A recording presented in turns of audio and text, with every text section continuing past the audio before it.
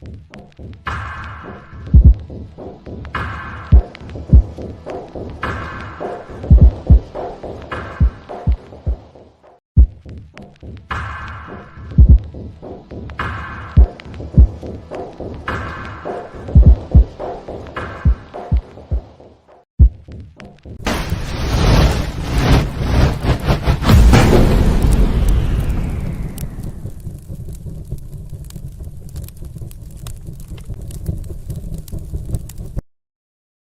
to the Typical Skeptic Podcast, where we dive deep, you decide. Questioning the matrix, from UFOs, where the shadows unknown reside. Rob Khalil busting myths like ghosts in the night. Paranormal pros, secret space ops, yo, we keep it real, no fright. Typical skeptics, you never sleeping on the lies. Aliens, Anunnaki, black ops in disguise. From abductions to ancient scripts, we flip the script wide. TSP style, mile after mile, truth can't hide. Hold up, TSP crew assemble, we dismantle the fable. My lab's targeted souls breaking out of the stable. Dogman howling, Bigfoot prowling, cryptids in the mist. Mandela the fifth twist in reality, can't resist the twist. Soul trap snapping, reincarnation mapping, holographic dreams. Near-death visions, out-of-body missions, waking up the teams. No censorship here, we fear no elite scheme. Conspiracy kings ringing bells, hear the freedom ring. The skeptical seeking, never sleeping on the lies. Extraterrestrials, interdimensional highs. Welcome to the Typical Skeptic Podcast, where we dive deep, you decide. Welcome to Typical Skeptic Podcast. Be sure to like, subscribe, and turn on notifications.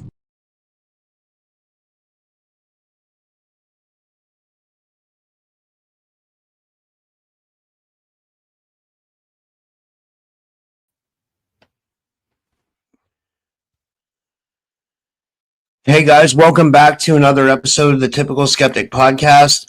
In another day, it's the energies are really off today, but I'm getting by. Rumble roll call. If you haven't chatted during the TSP Rumble stream yet this month, go to the Rumble stream right now. We're live on Rumble, and drop a quick TSP, say hello, post an emoji or whatever. We need 10 more people. We're at 64 people out of 75. We need 75 unique chatters a month for the Rumble Creator Program. So I just need to get 10 more people. I think we'll definitely do it. It's to August 9th, so we have till the 31st to get 10 more people. I think we'll probably blow it away, honestly. But I mean, why not beat it early if you can, and then it's out of my way. I don't have to worry about it.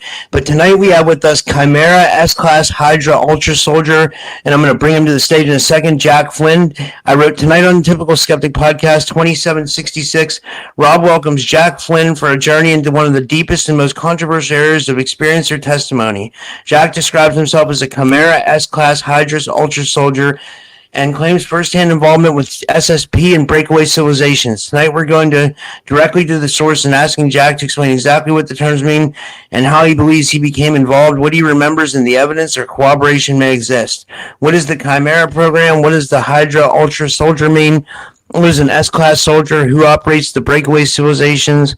Are these groups operating alongside unconventional civilization, memory suppression, programming, and recovered memories?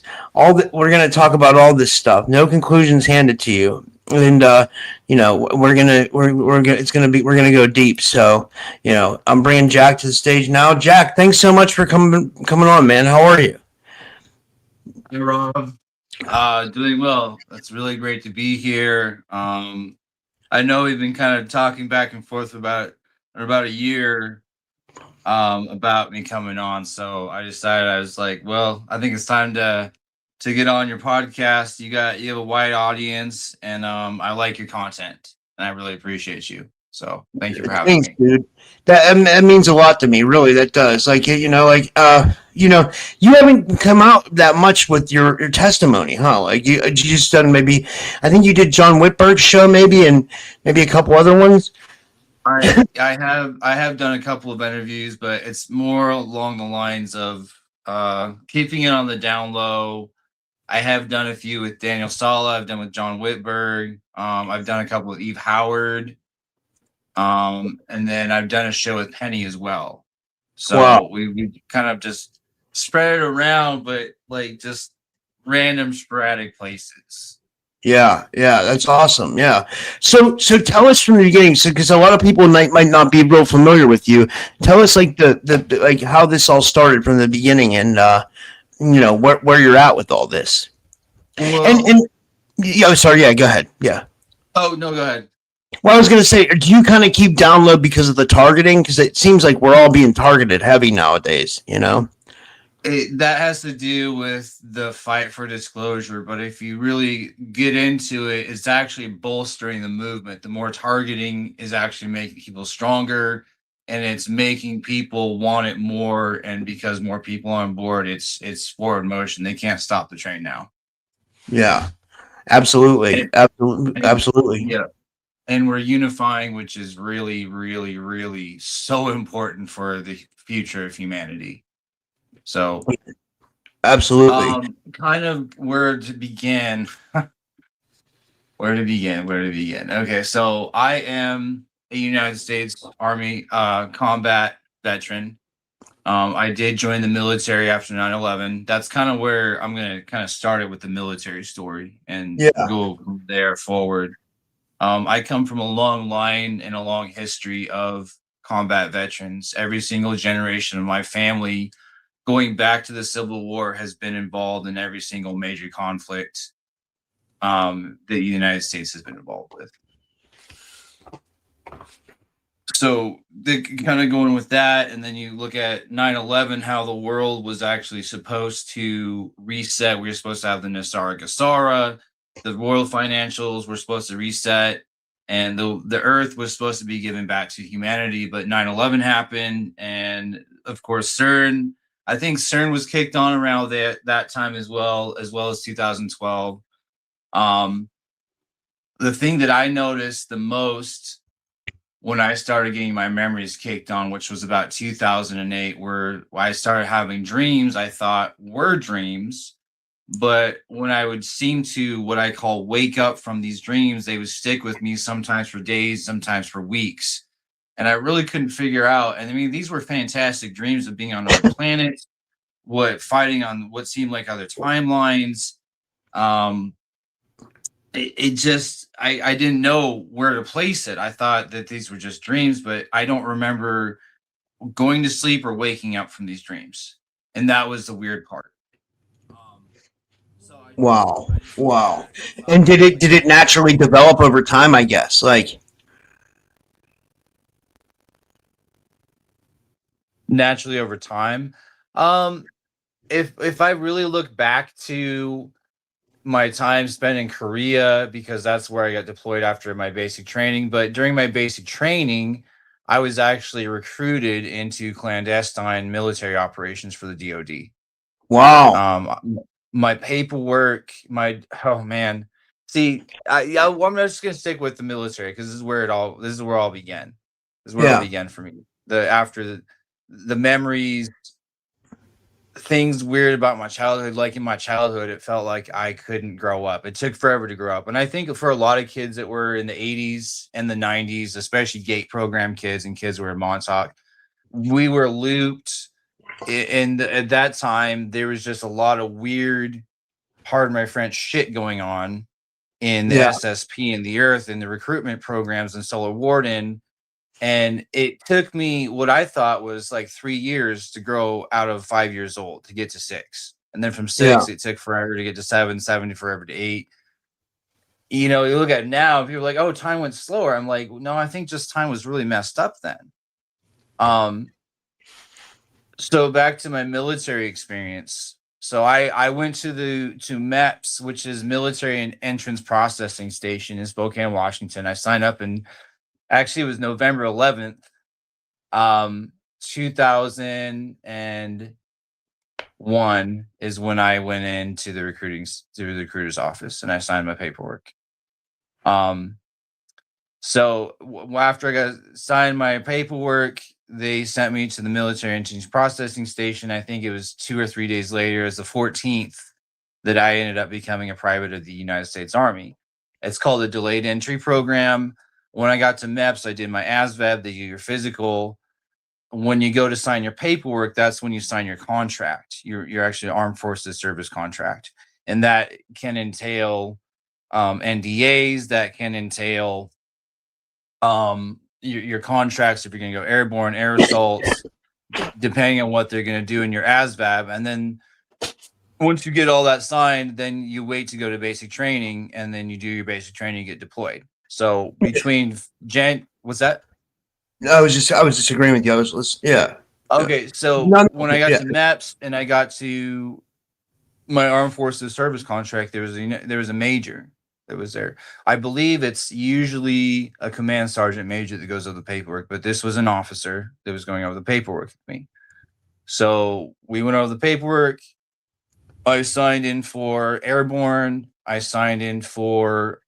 They asked me if I wanted to go special forces. I believe I did sign up for special forces contract, but that was going to be after. That's selection comes and goes with their cycles, and there's a huge waiting list for selection, and it could be 2 to 5 years before you even see going through the selection process to get into special forces.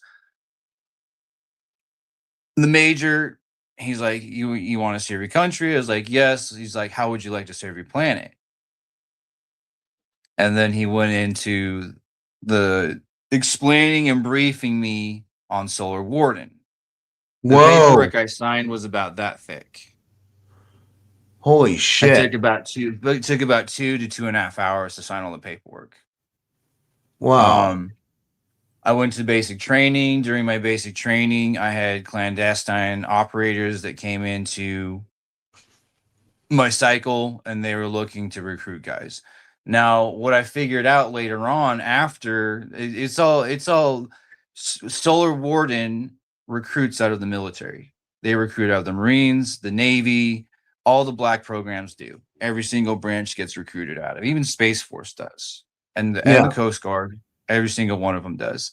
JP Missions, he actually mentioned about 20% of all soldiers that go into the military, they get recruited into these special access programs. Now, what they look for is they look for bloodline. They look for military history because it's in your genetics, purposefully into your genetics.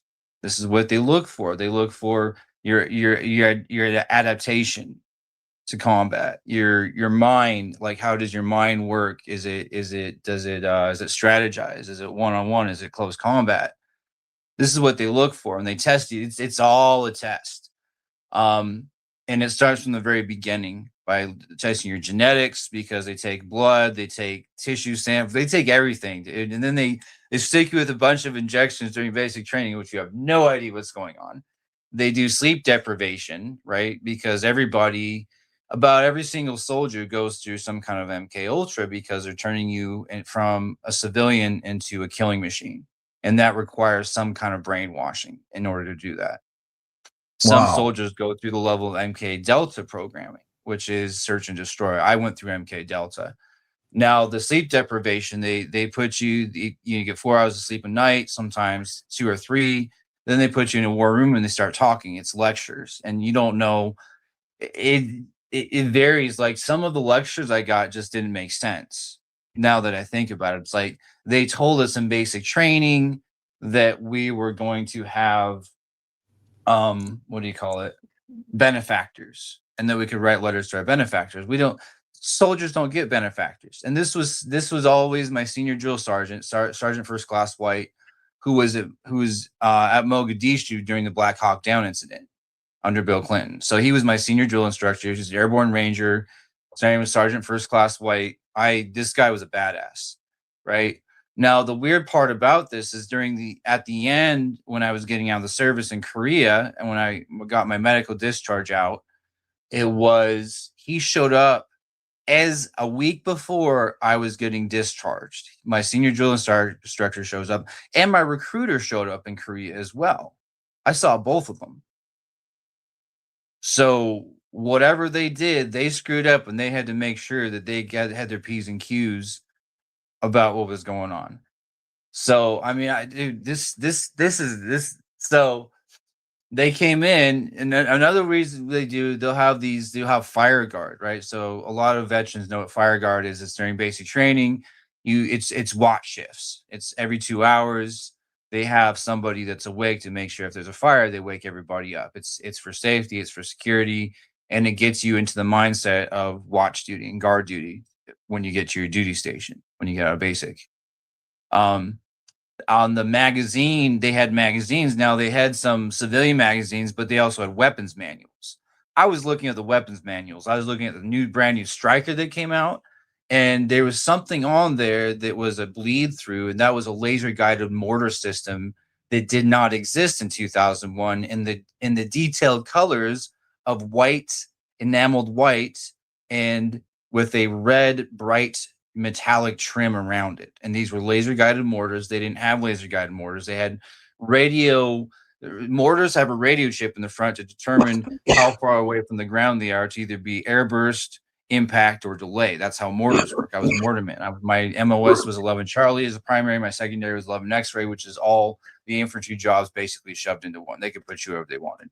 There's 11 Mike, but it didn't matter. You could work with scouts. You could work with Tier 1, cross train, like just kind of like an infantry jack of all trades, but just kind of basic infantry jack of all trades. And then you get more training after that. Like I went to air assault school. I did go to airborne school while I was at Fort Benning during my cycle. There is some really weird other things that I noticed, such as when I got sick. And I went to, when you're sick, you go to sick call, right? So I went to sick call, but they put me in quarantine at airborne holding with perfectly healthy, normal people. That doesn't happen in quarantine. You get put with sick people. You don't get put with healthy people in airborne holding, because airborne holding, you go to airborne school, if that makes sense. So that was a really weird part. Another really weird thing that happened at basic. I'm like, why? And then we watched this movie called Varsity Blues. It was on VHS. I remember the movie Varsity Blues. I remember that back in the day. Yeah.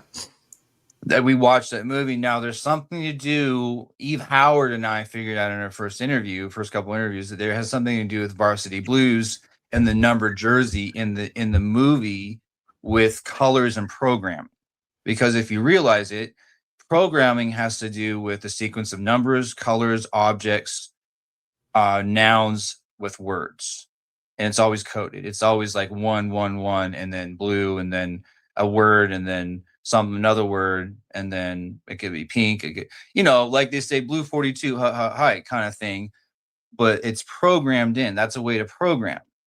I remember the fat guy, Billy Bob. The Billy Bob was 69, and it was a big joke because he was a big, you know what I mean? Yep. I remember that movie. Yeah, it's a good movie. Shout out to James Vanderbeek. He died. I mean, not to make a side note, but he passed away recently. Which could have been some kind of weird shit. Yeah. Huh. Yeah. Interesting. I didn't know that. So what do you think was going on with that? Why do you think they made you watch that movie? Like, I think it had to do some kind of programming or memory erasure, because later on, when I started having my flashbacks from Korea, in 2017, it unlocked flashbacks. I started having more memories coming in of Korea. Dude, it wasn't what I remembered it to be. So I think as a way to reprogram my mind or make me put cover memories in. I think that's what it was. Yeah. Because being in a healthy airborne holding place with other guys while you're sick doesn't make any fucking sense. Pardon my French, but that doesn't happen. I remember doing the airborne shuffle. I remember doing the airborne cadence with my senior drill instructor. I remember the black hat kicking me out of my first jump, kicked me in the ass right out the side door. Remember jumping out of the wooden planes. They sang airborne, they do distance and stuff like that. And you jump out, you practice out of these dummy planes, and then you go to the towers and you jump down. Then you do your first jump. That's how you get jump wings. Yeah. So I remember all that. But they did not put that on my DD-214 because they switched my paperwork when I was in a hospital in Korea. Did you see combat in the Middle East as well, or were you mostly stationed? No, just in Korea on the DMZ. Now, later on, when I was looking into my benefits and looking into a place to live when I was homeless, I found out that the place where I was stationed was actually a designated war zone and a combat theater of operations during the time right after 9/11. Things were kicking off all over the world, in particular the Korean DMZ. Now, after I got out basic, I graduated basic training. I think it was April 14th of 2002.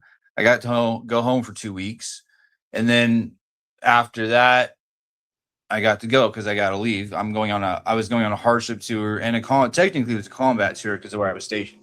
Dude, I got a story for you. Like, I don't know if you ever, I don't know if you ever remember Art Bell back in the day. Do you remember? Did you ever listen to Art Bell or no? I had family members that did. Well, he did a show it's like in 2001, and he was doing like a ghost show, and some guy called in about like he was on a base in Korea, and he was talking about how like it was basically like kind of popping off there, and they weren't talking about it in the news. Like he said that like at any time it could be like full blown war, and they had like, believe it or not, they had like ghost incursions there. Some weird shit was going on, and the guy was saying, I have to go back to that. I can't remember which one it was. I just remember that sticking out, and then when you said that, it kind of triggered that in my head. You know, that doesn't surprise me if I'm being honest. There's a lot. Okay, so when I was deployed to Korea, I'll get to that. I'll get to that in a minute. So when I was deployed to Korea, I got to SeaTac Airport. I think it was this. What was it? May 1st. I think my ticket said May 2nd of 2002. Gosh, I wish I still had my ticket stubs from my MAC flight, which is a military air flight over. It doesn't cost you anything. It's free. Yeah. It's called a MAC flight. All service members get it. If there's room, you get on and you get free in-flight service, everything, and it's free for all service members. It's ran by the Air Force. So I got to the airport. The guys who I was being deployed with, was 4 of my basic training cycle were getting deployed to Korea. Two of the guys that were in my cycle at my, I think they were 3rd. One was 4th platoon. Or I think we were 4th platoon. Anyways, I'm getting bogged down by details. Let's get out of the details. So 4 of the guys that I went to basic with that I knew and I had seen in basic got deployed with me. One of the guys said, "You're a day late." And he said the plane was supposed to leave yesterday, but it got delayed. And I was like, and I never got a notice. I never got a phone call. It was really weird. And it was like a skip. I missed a whole day somehow. I don't know how I missed a whole day. So that was kind of weird. And then I got deployed to Korea. I got to Osan Air Force Base. They measured you by height. If you were over a certain height, you went to Camp Liberty Bell on the DMZ. It would be over 6 feet because the Koreans that were currently fighting there at the time and the Chinese were average height of like 5 feet, maybe 5'1", pushing the height. So they wanted giants on Camp Liberty Bell, which is the demarcation line it's the 49th parallel between North and South Korea, smack dab in the middle of the demilitarized zone. South of that, that's where I was stationed. I didn't know what it was. I didn't know what air assault was. I got there. They're like, "You were an air assault unit." And I was like, "I know." I was like, "What's an air assault unit?" It's like, "We flying helicopters." Like, "Oh shit, okay, cool." So I had my first induction into air assault, which is technically it is elite infantry. They also, because we use helicopters everywhere we go and where we're at, I mean, we could be anywhere within 45 minutes of the Korean, an hour and a half of anywhere on the peninsula, maybe 2 hours in a helicopter ride to the very south, because we're booking it at that point. We're hauling ass. Is the United States base pretty big over there in Korea? Like, I've often wondered about these bases we have. There's several bases. You have Air Force. I think we have Navy. See, Osan is Air Force, and all the inland bases are Army. They're all Army. So you have Camp Casey. You have Yongsan, which is smack dab in the middle of Seoul. You have Camp Casey, which is kind of halfway up the southern peninsula towards the DMZ. Then you have right before you get to The DMZ is the demilitarized zone, right? Is that what it stands It's for? on the 49th parallel. Yeah. Right. And for people that don't know, what does that mean? Is that like where it's like the north meets south, and it's like shit's kind of it's popping parallel. off? Yeah, it's a parallel line that runs across the planet. 49th parallel. Okay. Yeah. So that's where the latitude is. Okay. Is the 49th parallel, if that makes sense. Across. Yeah. That's where the South, that's where the United States Joint Armed Forces and the communist forces had a stalemate, and they decided they're going to put up a demilitarized zone when they signed a ceasefire agreement. They never signed a peace treaty until 2018. Wow. Which makes it the longest running conflict in the history of war. Well, not the history of war, but one of the longest standing conflicts besides 100 Years' War. Yeah. Yeah. That's insane, dude. Holy shit. Yeah. And it started, I think, in 51 or 52 when the Korean War started. And Trump signed a peace treaty with Kim Jong-un, thereby officially ending the Korean War. Wow. I did not know that. Yeah, a lot of people don't, because they don't talk about it really. Like Art Bell said, it's not really being talked about because it's kind of like Uncle Sam's dirty cloak, dirty little secret in the closet, a little skeleton in the closet. I imagine they have a lot of this around the world, Yeah, there's a lot of that goes around, but not very many people talk about it. There was most of the guys that I know that got deployed, they went to Afghanistan after Korea or Iraq, and probably didn't make it home. I know of one guy, of course, you lose touch with people and stuff like that, but the casualty lists that were coming back from Baghdad and from Kandahar were pretty ridiculously long. Wow, that's sad. Yeah, I had a dad. My dad served in Vietnam, and my grandfather was a POW in World War II. But I didn't go myself. But I've had friends. I had friends who went, and too. And my one friend came back really messed up. He got hit with a mortar, like not once, but a couple times.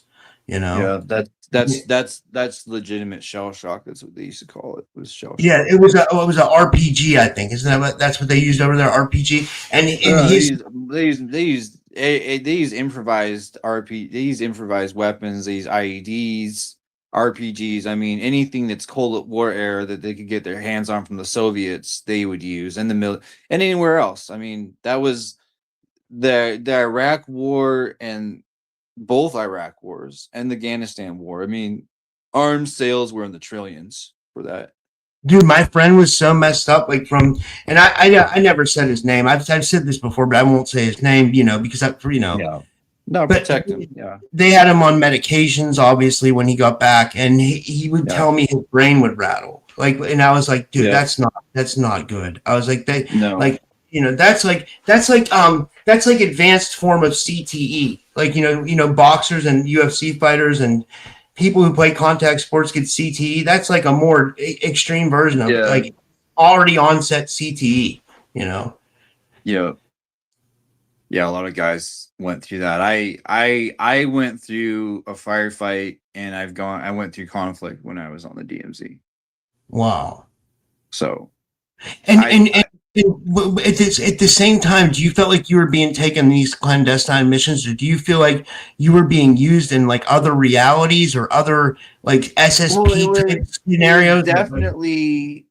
Well, that's the thing about being recruited straight out of basic. When you go with these guys, and I remember the dark rooms because there was a hospital complex on Fort Benning. It was underground. It was above the surface and underground. And the underground hospital complex was for off-world duty preparation.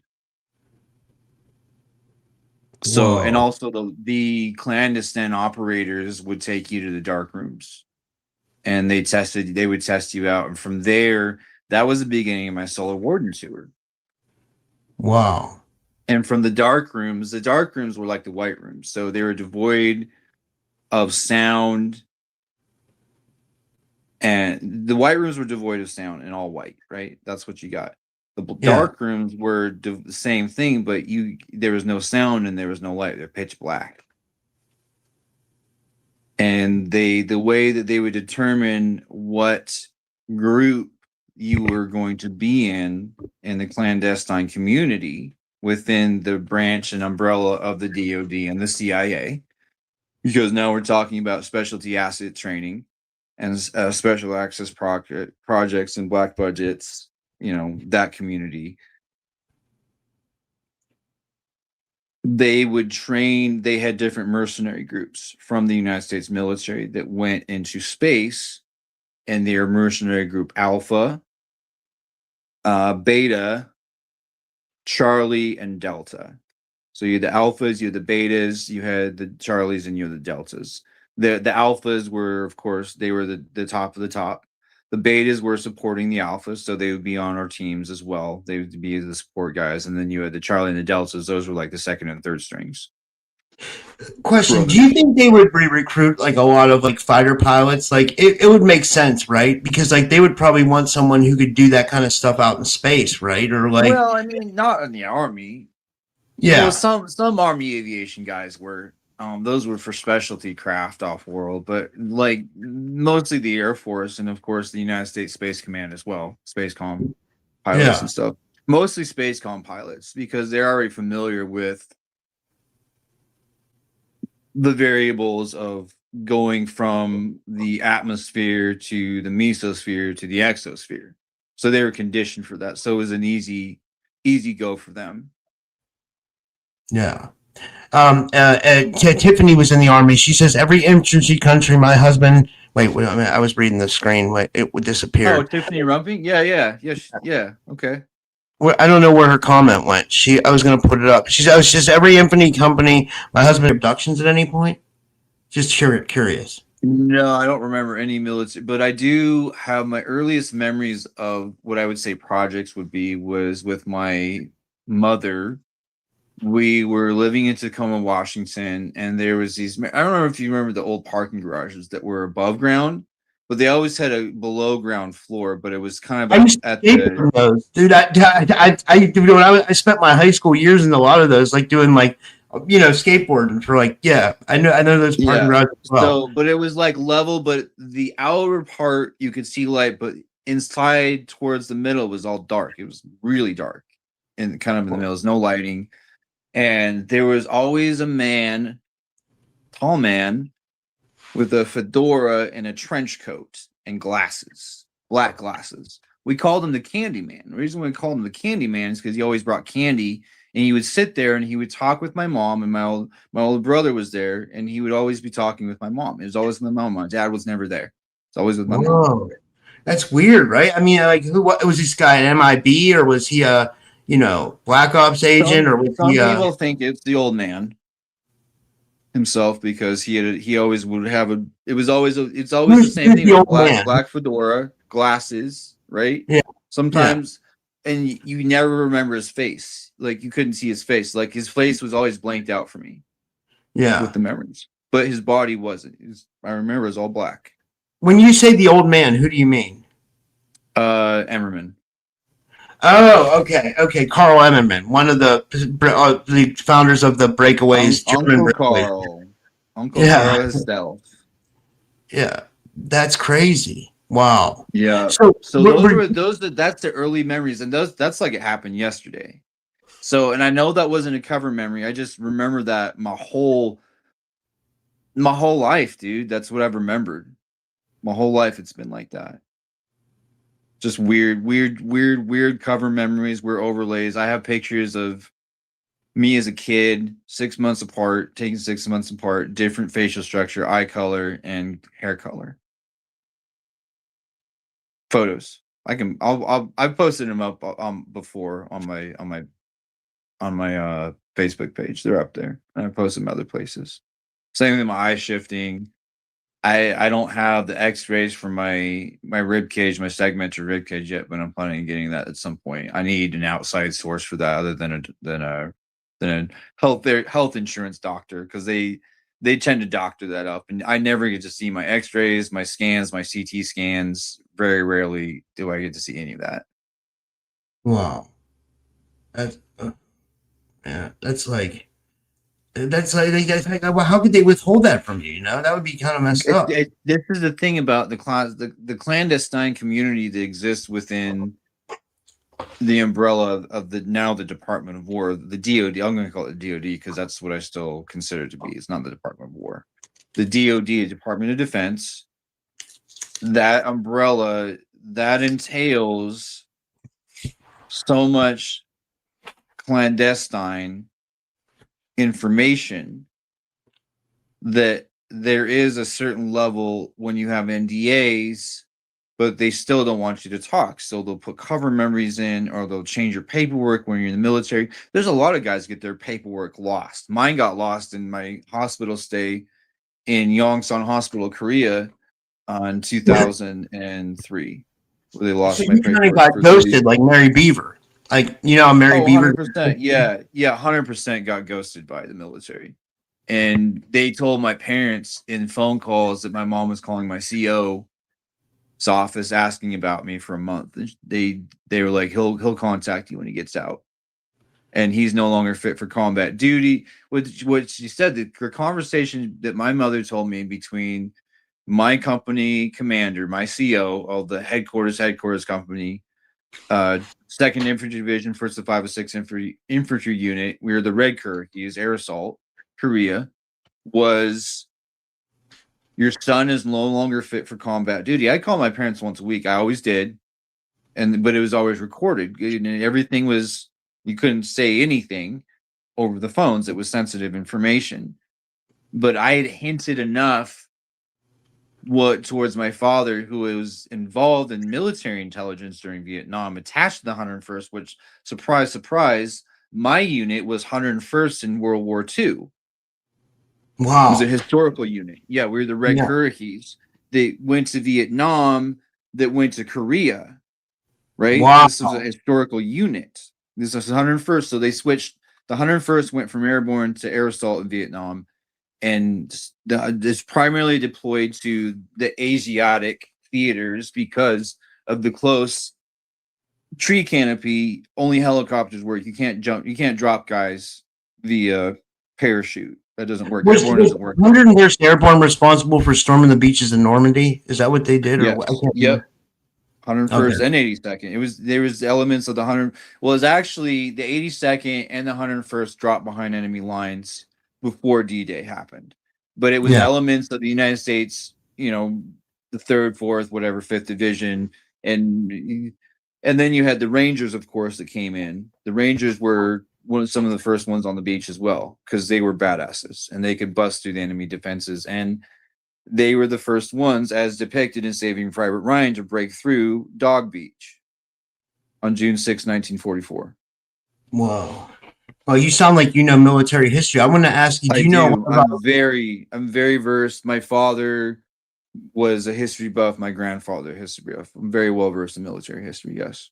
Cool. Do you get into like the conspiracies? Like, I don't know if you, one thing I'm always interested in is military history, but then there's that rumor about Jim Morrison, you know, the singer of the Doors, that his dad was like, you know, it worked either for the high in the military or the CIA, and that he was responsible for Operation Northwoods, which basically kind of was like a false flag on our own people or something that started Vietnam. Or is it something like that? I think that's what it is. I'm not sure. Well, it was we got fired on by our own Navy in the Gulf of Tonkin. Yeah.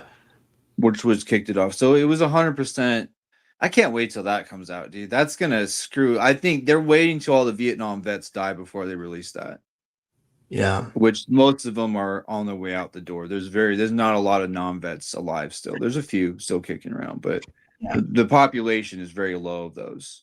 Yeah, I agree. So they're waiting till all those go, and then they'll probably release that information in the disclosure about the wars. You know why? Because there would be an uproar. You know, because like think about what those guys went through in Vietnam. They went through like hell. The boomer generation has to die out before they're going to release some of the information.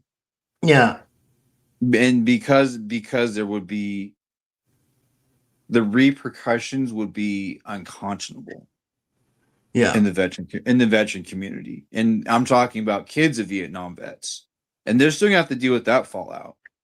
Oh, And there's dude, gonna I have to be some kind of I don't know if it's gonna come out though, and it might be written in history books 100 years from now. my dad died when I was 21, so he was only 51, and I blame it on partly because of Vietnam. You know what I mean? Because they sprayed Agent Orange over there, and he got Yeah. prostate cancer. Well, And it wasn't just Agent Orange. There was 3 or 4 different categories of agent or the color orange. There was Agent Purple. I know there's an Agent Purple. I actually stayed with a Vietnam vet that talked about it, and he had worked for an aerospace company after he got out of the service for like 20 some odd years in Pennsylvania. So we had some conversations about it and the different kind of agents that were there. It was just wasn't Agent Orange. Yeah. So they got hit with a lot of shit. Yeah, they got hit with. Well, you got to realize the defoliation of Agent Orange. It was a biological agent meant to defoil and meant to kill other things that were coming up from the grounds. That's what the tunnels were, because the tunnels had been there for thousands of years before the VC started using them. They just utilized the surface tunnels that the ants and the arachnids had burrowed into. And they were big enough for them to move in, because the VC were like 4'9" average height. They were short as shit. Well, I've heard some stories about some weird, I heard a sniper story from Daryl Sims, the alien hunter.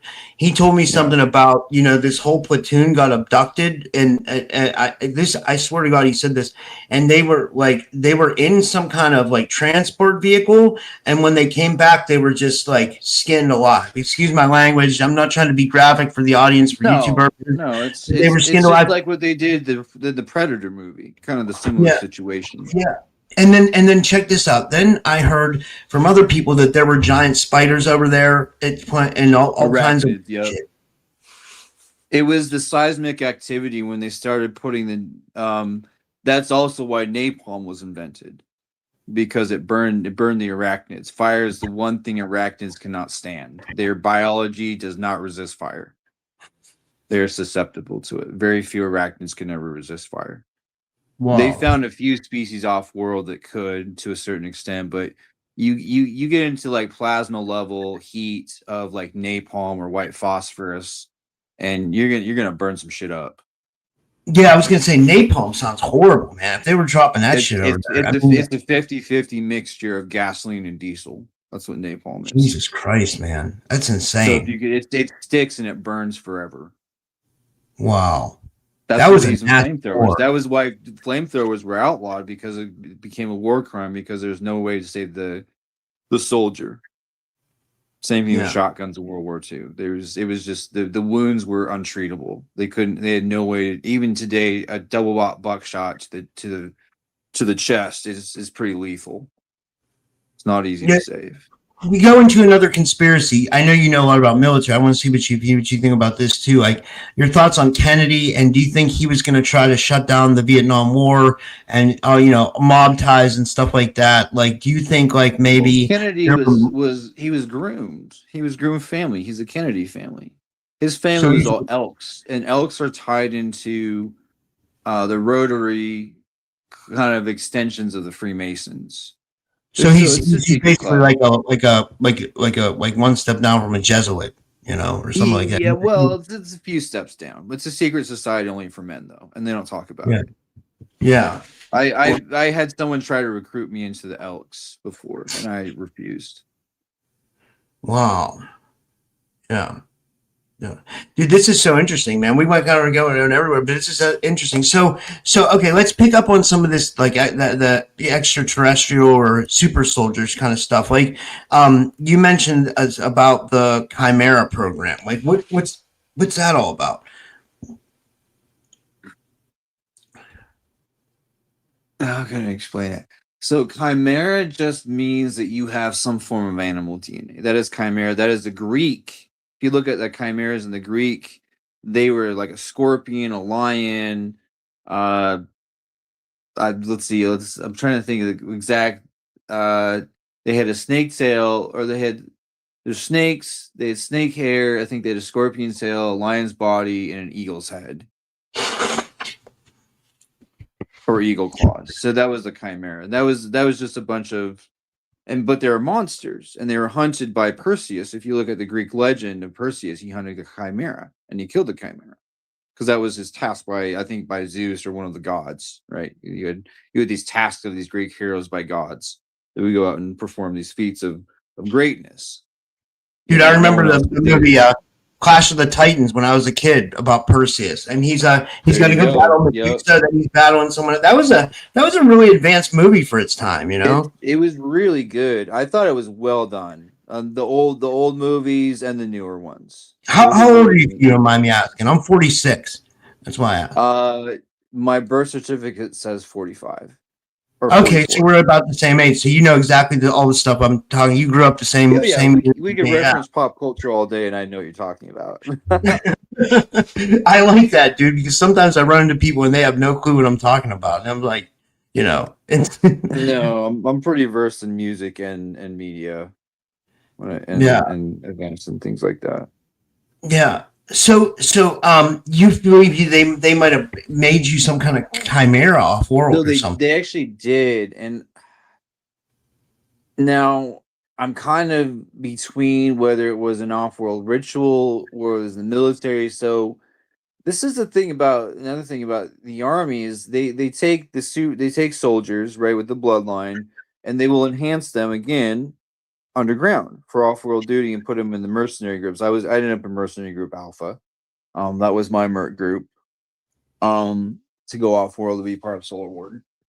But however, sorry, what was the question? You kind of got the chimera thing. Oh, the chimera, right? So I can see in the dark. I don't need night vision. There's certain video games that you can't turn, like, you have to have night vision for, you can't turn the light up and down on. I can see in those, whether people need like assistance in video games to see in at night, to turn, even with the thing turned up, it's like pitch black outside. I can see that.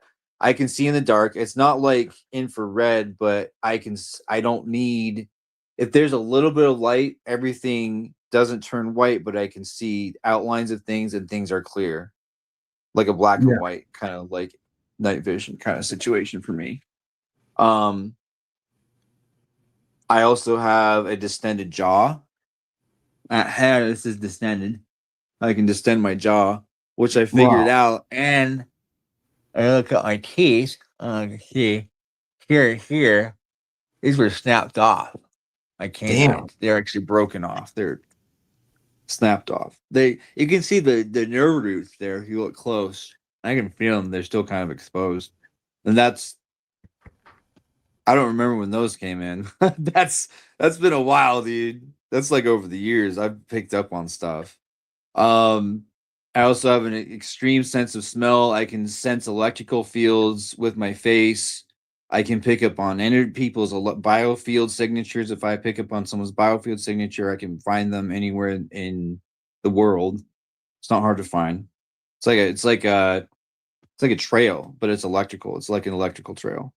Wolves hunt by smell, but also animals can pick up on your biofield. They sense electrical signature. Wolves hunt like that. That's how they can track over miles. Wow. Sharks do that too. They have a little electrical, like a sonar almost. Like, yeah. Well, they have wolves. Sharks can pick up electrical biofields over miles as well, over distance. That's insane. It makes you think about who created this world. You know what I mean? He made all these creatures. You know, like. You got me, man. I know, right? Like, you know, it's crazy, right? When you start to think about it, some of the stuff on 100% a trip. It is 100% a trip. It really is. Like, you know, like I sometimes I'm thinking one person could have just created all this. You know what I mean? I'm like, it had to be like a conglomerate. I mean, it was over millions of. I mean, you look at life. It was started on a tiny speck, and then it just blew out. and you had gods and angels and star beings and ancient beings that were directing the universe and elementals creating it. It just wasn't. I think it was a symphony. I think there's many different variations of input from different beings. There had to Yeah. be. It's Yeah. intelligent design, and it came from once, I think, source. It inspired all of it 100%, and it's directly intelligence from that. Someone had to design it. And I think it was everybody effort. It was lots of effort from different beings. I know, like the star seeds and the beings and all that. Yeah. So okay, where are we going next? Do you Well, want? we can continue with the military if you want. I can go from there. Yeah, for sure. Yeah. So when I was after being put into Solar Ward and going through the black rooms, another thing about the black rooms, I call them the black rooms. They say dark rooms. I call them the black rooms because that's what we call them. They would take the gravity out, so they'd suck all the air out. You'd have an air tank, right? And you'd have to fight with the air tank. And you had only so much air, so whoever came out on top, that was a choice. You had to beat everybody, though. So there was zero gravity, it was like fighting zero G. That's what their training is for, is fighting a vacuum. And if you had a limited source of air, you had to fight for your life. The simulator. Wow. And that's how they determine your place in the clandestine off-world operators and the mercenary groups and your position, what you're going to do. And not everybody made it through the black rooms either. That's insane. Like, and then do you remember being on Solar? Was Solar World in the moon? Was it orbiting the moon, stuff like that, or like what do you remember? You had different stations. Like there's an entrancing processing station on the moon at Locke, Lunar Operations Command, and that's where they have. Well, there's different Lunar Operations Command posts, but I think was it Locke 2, Locke 3. I think it was Locke 2 that processed military personnel, like coming in from the Army for Solar Warden or from the Air Force. And then from there, it was Mars, and then from Mars, he deployed out.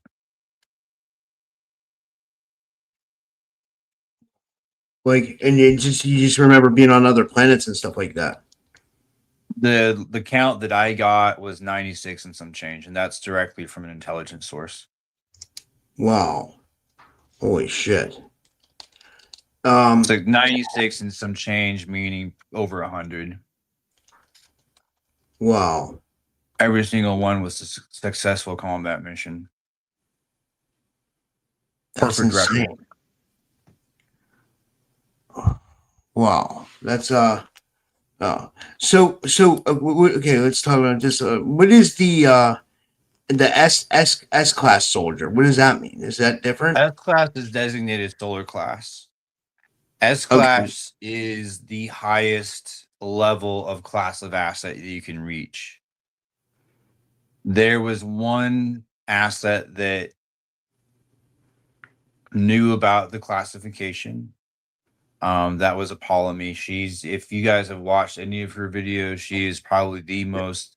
She tested out at 100% for psionics in projects, by the way, which is unheard of. It was mostly the highest I heard of I tested out at over 90%. I know of another asset that was at 90%, and then it was in the 70s, maybe early 80%. That's a psionic level. And also there was S class, solar class designation has to do with your classification, your psionic level. If you're more than one class, I don't even know really. The thing that I know besides the part about the classification, the S class part of it is being solar, I think it has to also do with your ability to take your nervous system and turn yourself into a bomb. And there's people that have spontaneously combusted. That is a thing. That's a phenomenon amongst humans. Now imagine taking your nervous system and reverse wiring it. And then you have the psionic ability. So your biofield, your nervous system, this is what psionics are. Your nervous system is tuned. So what they Yeah. do is they increase the synapses in your nervous system and your muscles synapses. That's what creates the vibrations in your cells that creates electricity, because that's your nervous system is the synapses for the bioelectricity. Now, if you increase that, you're going to increase your biofield, right? It's going to get stronger. It's going to get enhanced. That's enhancing the nervous system. Now you're going to get spun up in the chair at Montauk or some other way to unlock your psionics, right? Even if your nervous system is hypertuned, that shit's going to blow out, right? That's what they're doing. They're basically they're just doing the genetic lottery with all these projects to see what would happen. Like pull. Hey, we'll put this in, put this input, pull a lever, let's see what we get. And that's what a lot of the prototypes. Also, S classes are all prototypes. What do you mean by prototype? What do you mean by that? That Like, means you are a asset unto yourself. You're not just a run of the mill ultra super soldier. You were created in a lab, and or you were specifically designed for a specific task that nobody else was designed for. You're a prototype. You have different inputs. You have Chimera class of, let's say you have like a Hydra project. Like we're all prototypes. wow. Project Hydra. And is Hydra tie into the Chimera thing too? Or are you part like Naga or Yeah. Hydra? All like Hydras are chimeras. All Hydras have one base DNA that ties them together, and that is actual Hydra DNA from a Hydra creature or beast. They did find Hydras, by the way. Hydras do exist. That's crazy. That's what they figured tied to that. You could basically, you know how Dracos use like glue, right? Well, the Hydra, because it was its own kind of hybrid and chimera, they figured it could not only glue any kind of extraterrestrial DNA and bind it together as like a binder, but you could take hyper being DNA or interdimensional being DNA or more powerful being DNA. Like let's say you have you have Aries DNA, right? You have Apophysis DNA, you have ancient Lyarian, Draconian, you have these kinds of different DNA, and it all mixes together, but it's all a common factor and it binds it. And what it does also is it brings in some of the abilities from the DNA and also more DNA memory than regular DNA. It's enhanced. It enhances everything that it touches, basically. Wow. And then not just but what about the breakaway civilizations? As we haven't even touched on this yet. Like No, we haven't touched on that. John and I figured that actually the first colony was on Titan. Now, mind you, here's what we're still doing down here. What I've noticed people doing is they're still referencing Earth time when they reference projects. Like they'll say 20 back. Well, that's Earth years. You go off world, time ceases in zero gravity. In fact, cancer stops to grow in zero G. They've proven this. Your age, your telomeres stop. What do they call it? Stop degrading, because your telomeres, that's like the length of your life, like determines your life length. But there's other variables and factors that no one talks about when it comes to the actual physicality of space travel, whether you're in a ship or not. yeah. You're passing through time and space. You're passing through physics that you don't even comprehend in a enclosed little craft in a little box that you hope doesn't explode. It's pressurized. A little can, you know. Wow. Also, if you go to Mars or any other planet, then you have those physics to deal with, and you have the gravitational pull of the sun and the moon and of the whole solar system going. It's 2 Martian years for 1 Earth year. Yes, 2 Martian years reward. So if you factor into just in Mars, not the other planets, not the other parts of the solar system, right? The time space differentiation is going to mess with your memory. And if they're adding in more memory covers and overlays, that's going to really screw with the whole physics of your memory. Wow. Holy shit. Like, Yeah, I mean, you think about it. I mean, just take quantum physics or astrophysics into consideration. Like, I know that the breakaway science is way beyond that, but we're just talking basic science and space travel. yeah. And the breakaway started, well, of course, you know, the Thule Society. John's got the more of the history of the breakaway. He's really good at that. I would consider him a breakaway historian. These are my memories of the breakaway and what I put together. You okay, Robert? Yeah. I'm just grabbing some of those. Oh, okay.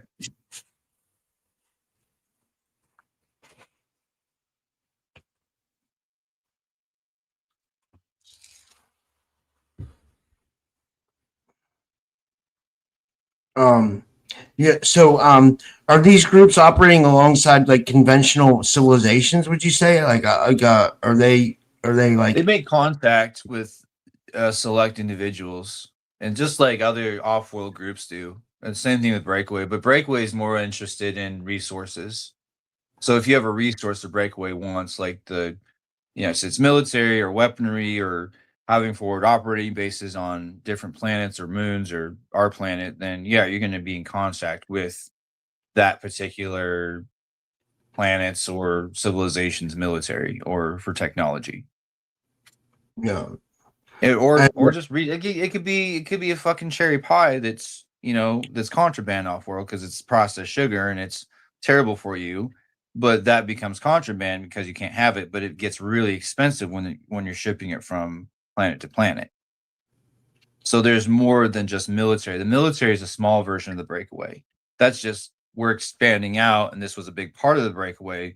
But then you had the aftermath of settling a system or settling a brand new planet or building a city or a colony and all the process that goes involved with that. I mean, it's just you're starting a brand new civilization on the planet.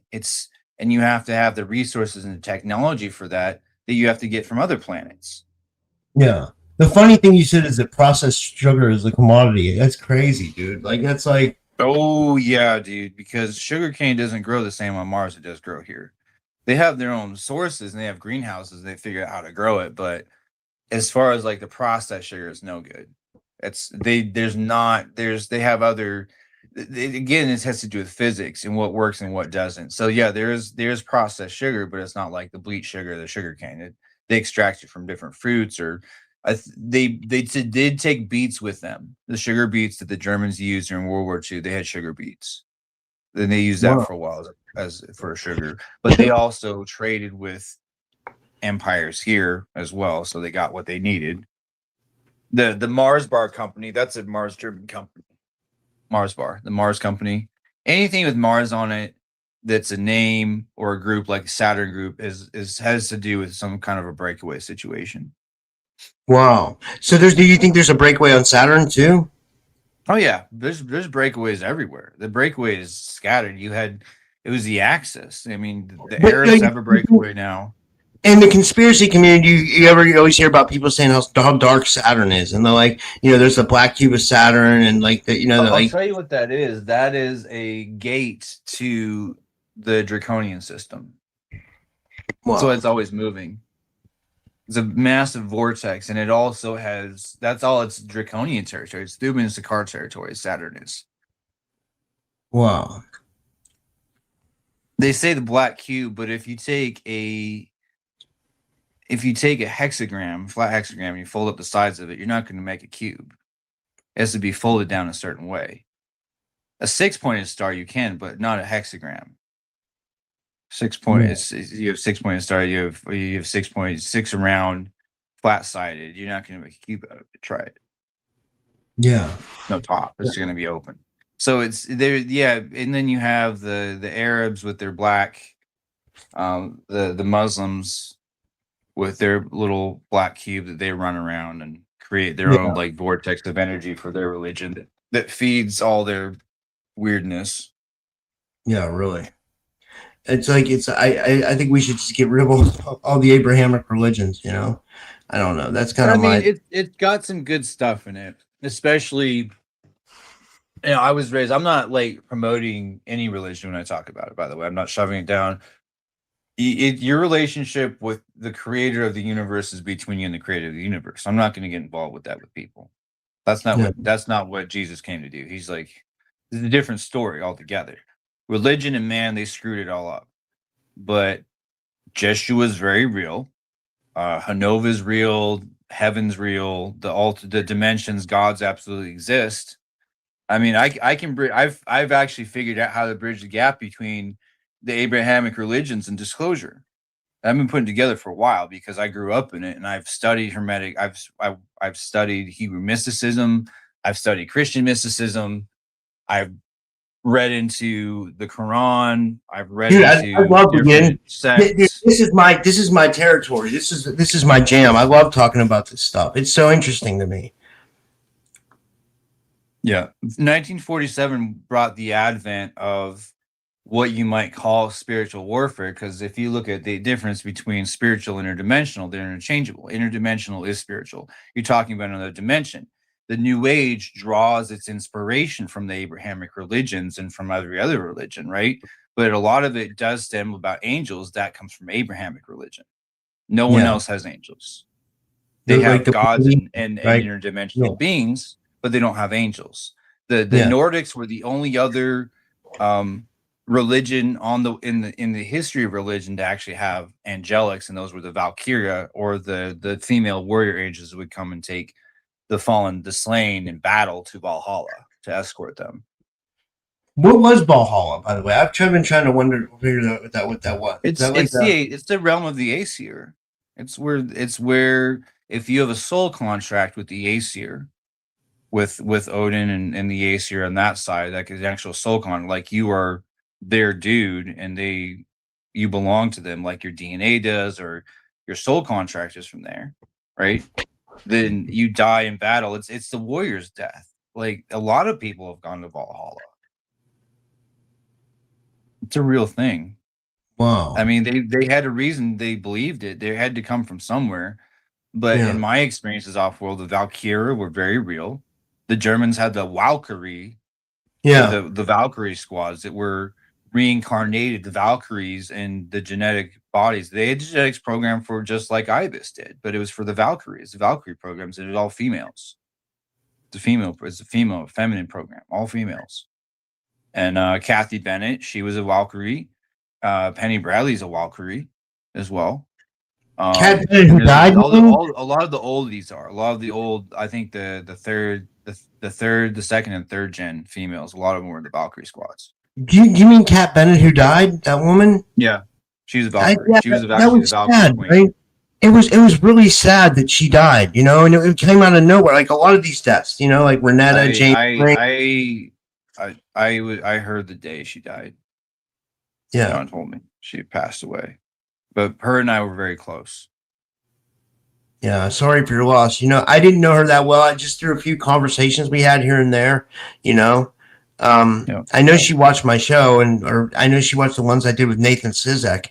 That's what she would talk to me about. And then, you know, I don't know. You know, I mean, I don't know what, you know, like, you know, yeah, it's like a lot of people are dying out of nowhere, you know.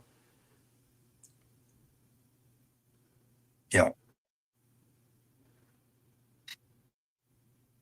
It's kind of alarming, you know.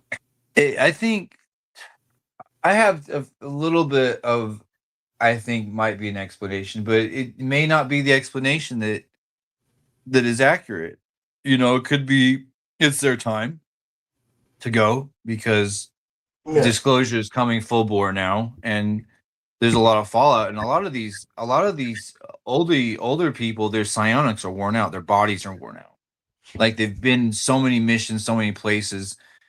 you wear out, dude. It eventually fucking happens. I wore out 2.5 years ago, almost Yeah. 2.5 years ago. My psionics are they're still very high.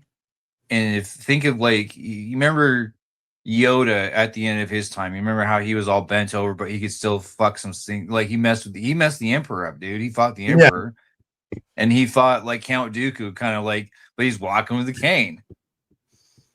We're oldies, but we're baddies, and we can still carry ourselves in a fight, even if it's our last one. That's cool. Hell yeah. Yeah. So good. I didn't mean to get you off track. You were kind of saying about how the Abrahamic religions tied into disclosure. Well, Yeah. so if you look in the Hermetic writings, ancient Hermetic writings, it refers seraphim have scales. Yeah.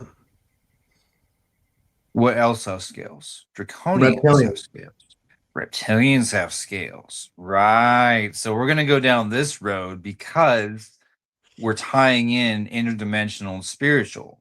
You can't separate the two. It's exactly the same thing. They come from other places.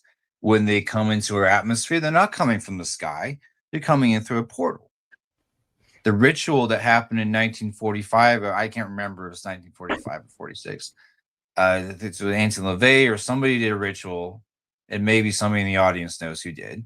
But then the Greys crashed in 47, right? We got fourth dimensional technology reverse engineered, which is the only way the AI could come through into our world because it's digital, right?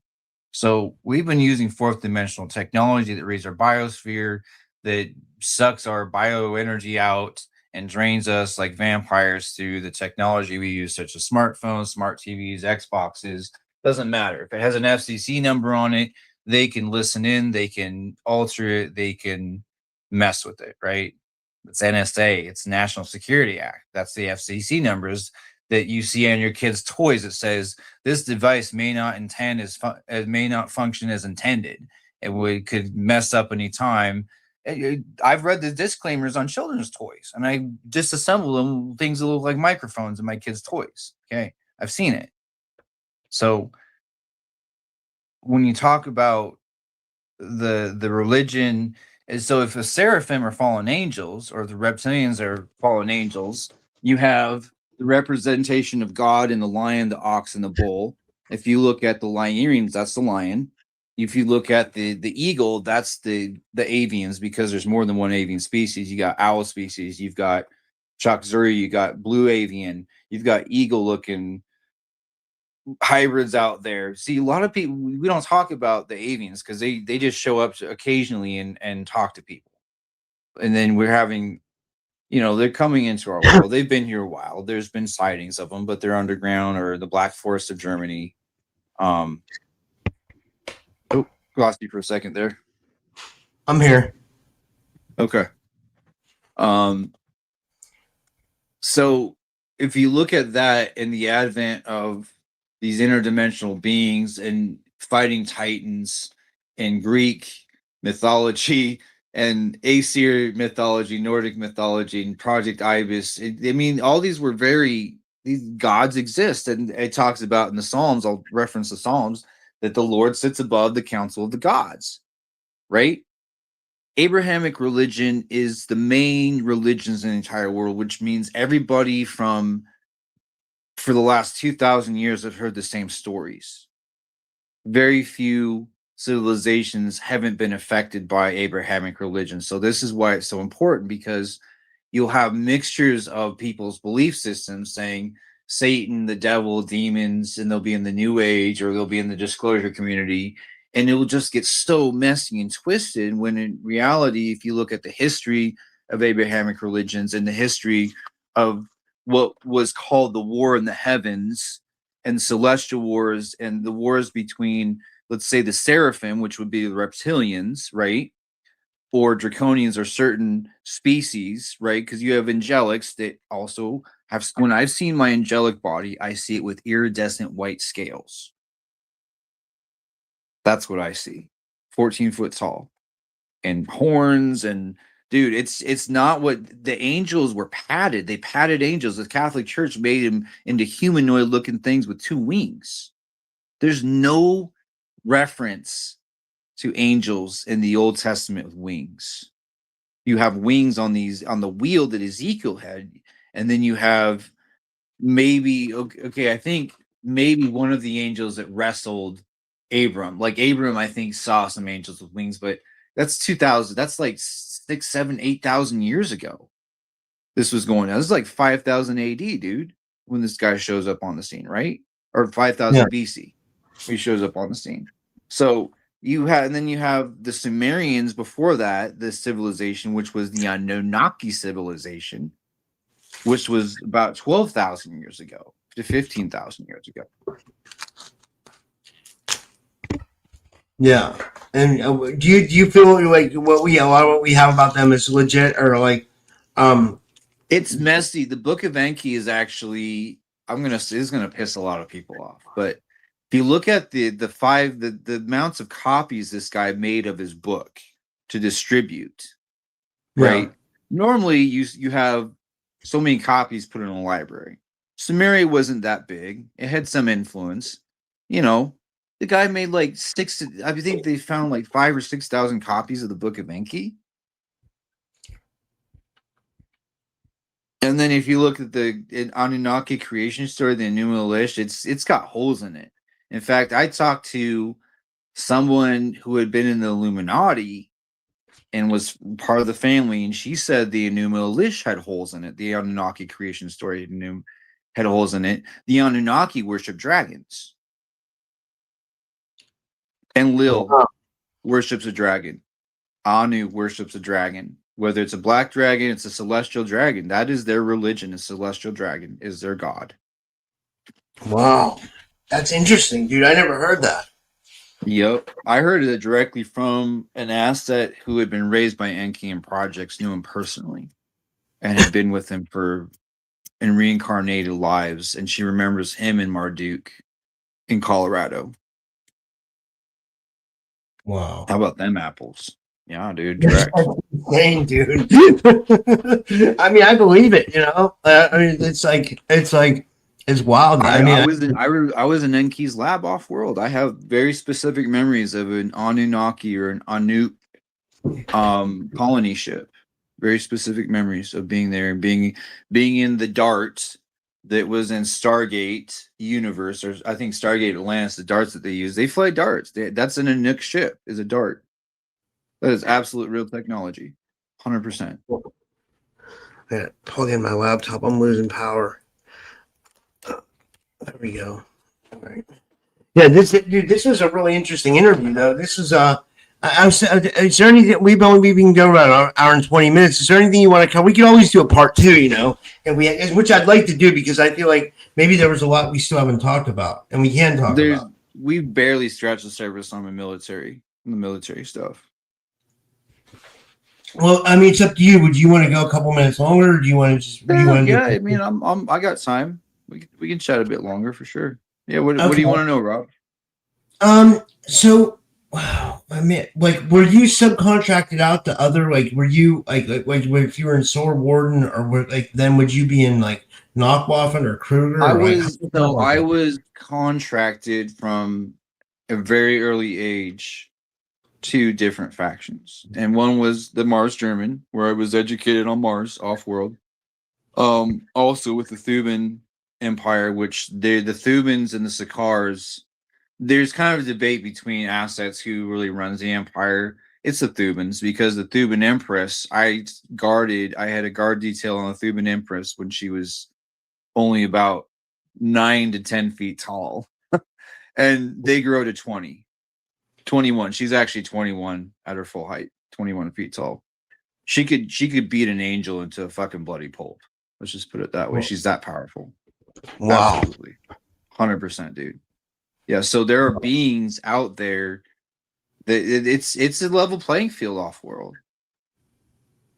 It really is. And there's some powerful beings out there. Well, it's not really a level. I can't say that. There's some beings out there that could kick anybody's ass. You know, you get into gods and titans and things with biofields the size of solar systems, and you just, you know, it's something you don't toy with.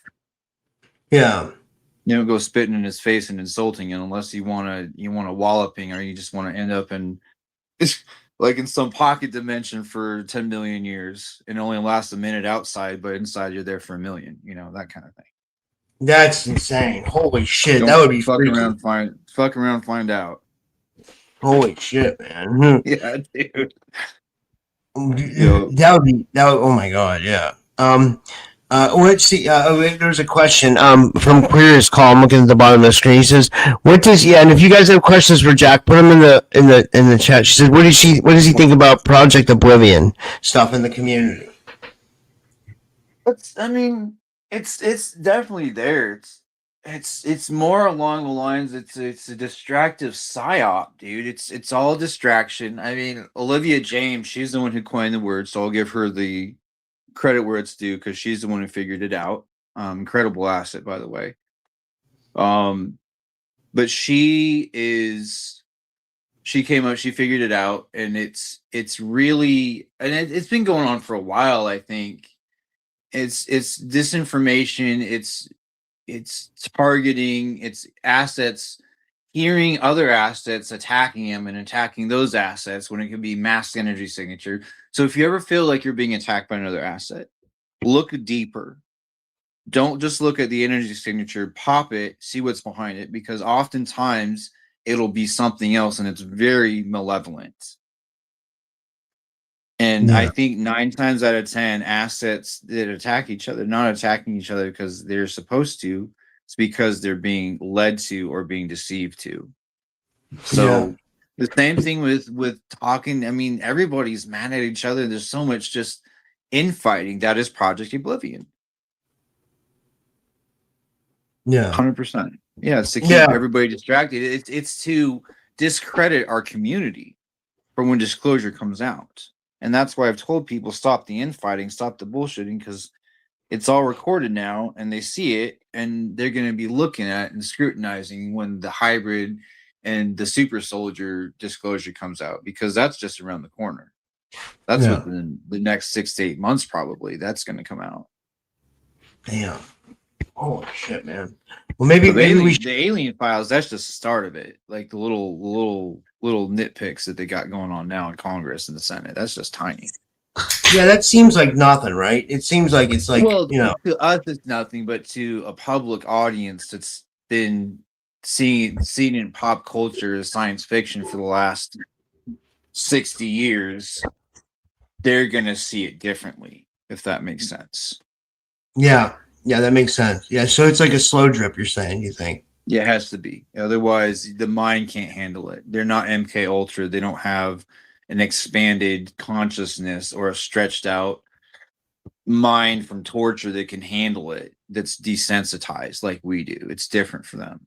They're not. They're like children. You can't tell a 3-year-old about the boogeyman in the dark under the closet because he's going to freak out the rest of his life about it.